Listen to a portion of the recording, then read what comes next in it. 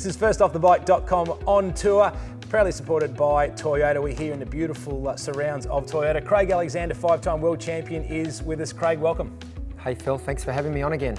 Well, we survived Melbourne. The reports back from your Vox Pop was primo. People loved it, so thanks for your work there. We're going to talk a little bit about Ironman Australia, which is what is up this weekend. And look, it's 30 years of racing up in Foster and Port Macquarie, and it's had a history. You started there. Everybody, I reckon, has had a race there at Foster or at Port Macquarie. It holds a great weight in the triathlon world. Yeah, it's one of the older Ironmans on the circuit. I think, as you mentioned before we came on air, you know, in the 90s, there was only a handful around the world. So, you know, it wasn't abnormal to see a Peter Reid come down, Lisa Bentley, Norman Stadler, some of the greatest names in the history of Ironman triathlon have graced, you know, the start line there. And we've seen some phenomenal battles over the years, and it's great to see 30 years on that the race is still going strong. And it is certainly something that has seen, a place that has seen some great battles. Of course, the best one I would think would be the Peter Reid and Chris Lee epic, which was, you know, really that was, as we call the Australian Iron War. And also, though, it was the scene, as you said, of many world champions who came down. Stadler's been there, Kirsty Wellington came down, yep. And you started there as well. Did my first one in 07, yeah. I'd already qualified for Kona, but I thought it'd be nice to do the first one on home soil. Yeah, no, it's got a rich tradition. Obviously, Macca did his first one there. Stadler, as you mentioned, has come down a couple of times, I think. He's on the honour roll a few times. And, you know, I think one of the best performances I've ever seen in Ironman was Paulie Carew doing, I think it was an 8:05 there on the old chip seal roads of Foster.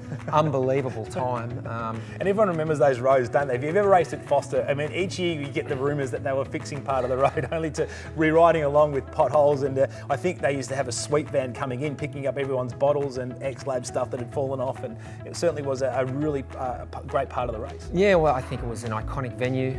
Foster, you know, everyone used to talk about the roads, but it was just a great place to go. I never did the full, I did the half there, but it was a great place to go and spectate an Ironman. You know, I remember going up there before I was a triathlete in the mid-90s, early 90s, and watching Paulie and some of the great names in the sport. And you know, that's where the tradition started and obviously continued on into Port Macquarie. And that's where we find ourselves today. The women's race is, again, it's coming off Mel Halshilt winning last year in her first one. Lisa Marangon is the favourite, I would think, for this one. She's been at this caper for a while, and it kind of reminds me of Belinda Granger in terms of she just keeps stepping up to the plate, having a big swing trying to win this race. Yeah, well, I think she got very, very close last year, closer than a lot of people thought with Mel in the race. And you know, from memory, Mel didn't hunt her down until late in the marathon and then really had a hard time getting away from her. So I think on the basis of that performance, Lisa definitely goes in as the favourite this weekend. She's lean and hungry, there's no doubt, but also snapping at her heels will be Melanie Burke, who of course comes out of New Zealand, and Michelle Bremer too, who had one of the, she's one of the athletes who've had a win very first time out in Western Australia. So she is an Ironman champion, she knows what it takes to win. And again, I think it all depends on how well these women can swim, because once they hit the deck and hit the road, then they're going to be chasing Marangon, who's such a strong cyclist. Yeah, and I think it's an interesting race from that perspective, because a lot of the hills come early in the bike course as well. So typically the field spreads out at that race.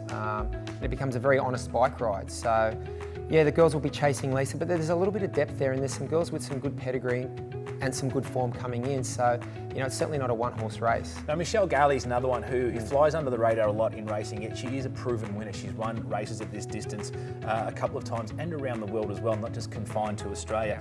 She's one to keep an eye on because, again, you know, when you run well at an Ironman, it's almost the key, isn't it? I mean, you can let the bikers go up the road, but then they all seem to start coming back in that last 15, 20K. So if you can hold your bottle or hold your nerve and keep it ticking over, we've seen it time again. Yeah, no, absolutely. I think patience is always important in these longer races, and I don't think it's just a matter of being a pure runner, but it's being able to run well after you've swum and biked fairly hard, but knowing your body well enough and knowing your pace well enough that you can certainly hit your potential in that marathon. I mean, the last 12 or 13 kilometres of a marathon, you know, people have been known to lose 5, 10, 15, 20 minutes if you start walking. So I think if you pace yourself the right way, particularly on a course like Port, which is, I would categorise it as a tough bike ride. You know, the marathon's always important. The race finishes with the marathon. And it was interesting watching everybody come up the climb, which is a tough one, certainly, isn't it? And going up it certainly separates, and it's an opportunity for separation too in the pro ranks. And that's where the people like athletes like Marangon will certainly start to try and pull away and rip some time into them. Yeah, absolutely. I think on a course that is as hilly as Port is, particularly, as I said, the hills come early and late in the lap. There's a natural selection. Whether you ride those hills hard or easy, there's enough hills in there that over time it takes its toll. So you have to pay. Obviously your preparation is taken into account the toughness of the bike course, and you've prepared accordingly. But then you ride the race in a smart and efficient way. And I think the stronger riders won't go crazy. They'll come to the fore later in the bike ride and still have enough in the tank for the marathon.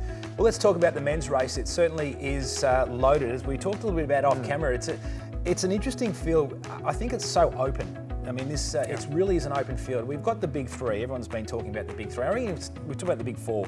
But Peter Robinson, of course, is a 3-time world champion. Luke Bell is a 2-time Ironman champion. Pete Jacobs is a former world champion. Yeah. And Paul Ambrose has won this race as well. Yeah. I would suggest that it's the best field we've seen here. We've seen big names, as we mentioned in the preview. But I don't think the depth that we have in this race. 3 past champions, as you mentioned, of this race, former world champions. I do think those 3 that you mentioned right off the top, Jacobs, Bell and Ambrose, deserve top billing because of their pedigree on this course. The X factor is definitely Robbo. I think the whole triathlon world's waiting to see what he can bring to the Ironman table.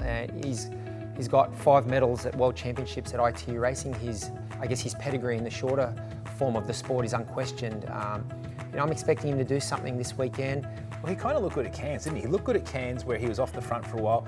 He was very comfortably riding in that bunch with Tim Burkle at Melbourne. Yep. And then we saw what happened there. There was some implosion there, and it never eventuated. So he hasn't got a marathon in his legs from Melbourne, which Luke Bell does have. Yeah. And then Ambrose, of course, he's angry, and he's an angry guy. And when you get angry on the course, as you know, it can turn to results. And with horrible weather like we're expecting, it's going to play in his favour? I think it could play in his favour. I think he's just a tough racer.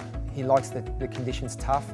He likes traditionally tough bike courses. He's done well. I mean, his bike ride, the year he won, I think from memory, was a low 4:30. That's world class on the Port Macquarie bike course. So if he's in that kind of shape, if he's bringing that form to the table this weekend, he'll be definitely tough to beat. You've also got some young guys. I'm interested to see how Matt Burton goes. I think he's a guy who's progressively getting better, and that's what you like to see in Ironman racing with the younger athletes. Just keep stepping their game up each time. And Graham O'Grady as well was 4th at the World Long Course last year, and he's certainly someone who is not unaccustomed to getting out of the water. He swims well. Brilliant swimmer. And he's set the tone. Brilliant swimmer, very strong on the bike as well. So you could see a front pack form at this group for the first time. Yeah, no, I think it's the deepest field we've ever seen in Ironman Australia. I think we've certainly seen probably bigger names, but not a collection and I guess this much parity in the field. I'm excited to see how the race unfolds. And throw in Nick Baldwin, the Pierce Brosnan of triathlon, and also Peter Vrabusek, who seems to have been around forever, doing Ironman number 650 odd, I reckon. Well, he hasn't raced since last Wednesday, so it'll be interesting to see how Pete goes. Absolutely, and look, again, Pete Jacobs, speaking about Peter's, Pete Jacobs is the last one we'll have a quick chat about in terms of where does this leave him? If he has another race that is not as ideal or set up, he needs a podium in my head to sort of just to solidify the fact that the talent is still around and what he's got is still around. Well, it's, they say in sport people have short memories, and I mean, he won his world title in 2012. That seems like a long time ago now. I'm sure as a guy with a lot of pride, he's going to want to put a good performance forward, particularly in light of the fact he's racing in his home country on a race course he's won at. So it'll be interesting to see what Pete does. I think if he wants to have any shot in Kona later this year, he really needs to start the ball rolling right now. It's not the kind of race you can turn up to. I mean, people try all the time.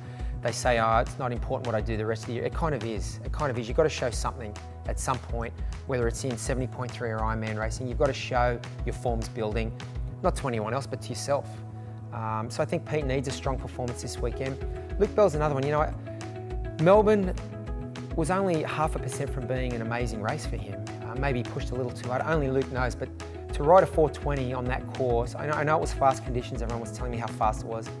I don't care. I don't care if it was downhill. He rode 4 hours, 20 minutes for 180 kilometres. That's impressive. And you know, I think he's a triathlete who's always been strong in all three disciplines, and if he has a game plan going into this weekend and he sticks to it, he's going to be hard to beat as well. That's right. All the tools are there for Luke Bell, and we'll see what unfolds. Make sure you check out firstoffthebike.com for all the latest in triathlon news, as well as this race, Ironman Australia, the People's Race. Crowie, thank you for your efforts, and we look forward to seeing what unfolds at this race, Ironman Australia. This has been First Off the Bike on Tour, proudly presented by Toyota.